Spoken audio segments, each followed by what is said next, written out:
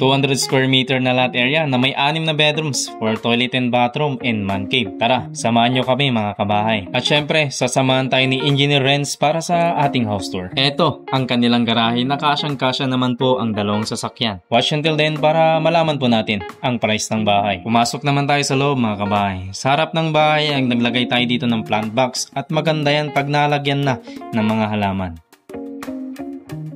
Tara mga kabahay, pasok naman tayo sa loob.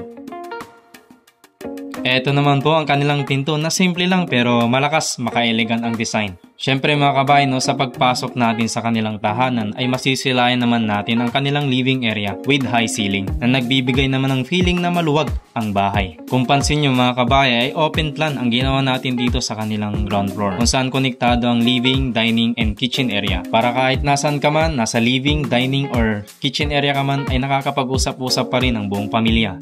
Sa kanilang ground floor ay naglagay rin tayo dito ng powder room para naman sa mas mabilis na access ng mga bisita at ng mga primary users.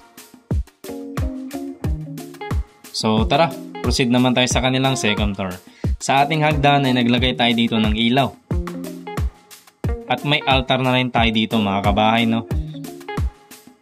At ang ating hagdan ay gawa naman sa wooden handle with stainless post at wood planks naman ang ginamit natin sa flooring.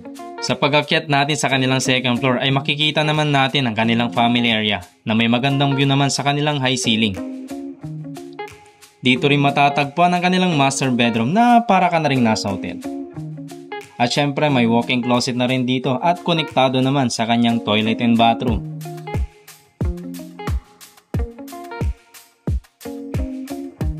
Sa ating second floor ay naglagay rin tayo dito ng balcony kung saan magandang place naman para makapag-relax naman po tayo.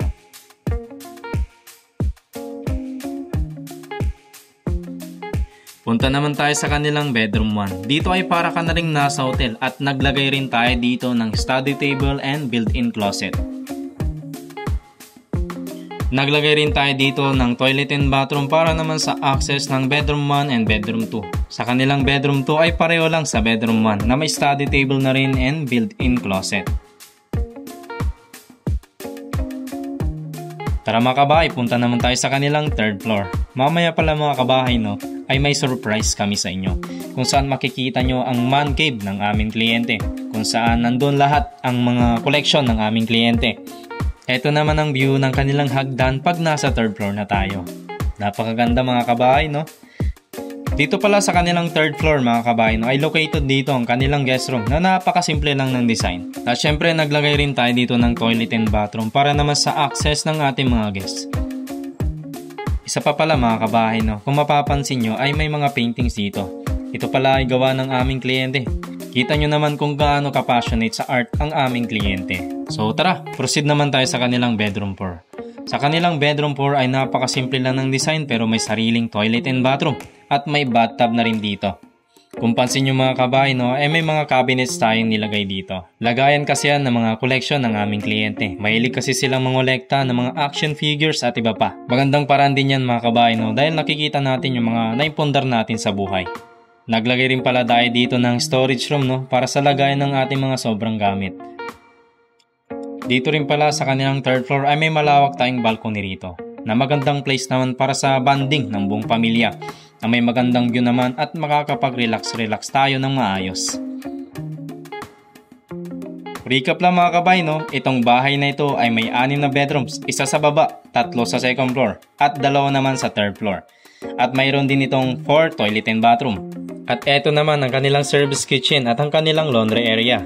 By the way mga kabay, sa kanilang ground floor ay naglagay rin tayo dito ng maid's room kung saan may sarili din itong toilet and bathroom. Punta na tayo sa exciting part mga kabay kung saan pupuntahan natin ang man cave ng aming kliyente kung saan nakalagay ang mga magagandang collection ng aming kliyente. Eto na ang kanilang man cave. Kita nyo naman mga kabay kung gaano kahilig ang aming kliyente sa mga collections. Karamihan dito ay ginawa ng aming kliyente. At ang isa pa dito mga kabay, ang gloves na pirmado naman ng ating pambansang kamao na si Manny Pacquiao. At ang isa pa rito mga kabay, ay na-feature naman sa isang Japanese magazine. Itong bahay na ito ay nagkakahalaga ng 11 million pesos.